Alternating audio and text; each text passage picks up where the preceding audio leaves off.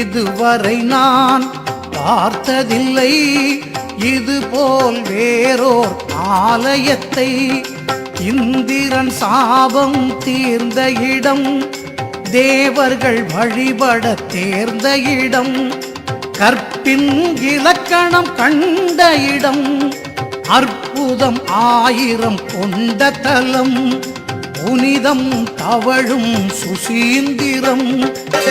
பஞ்ச நந்திகள் தரிசனம், கிட்டும் பாப விமோச்சனம், யோக சாதனை சாம்ராஜ்யம், ஞான கானகம் சுசீந்திரம், வேதம் முழங்கும் சுசீந்திரம். இதுவரை நான் பார்த்ததில்லை இதுபோல் வேறோர் ஆலயத்தை.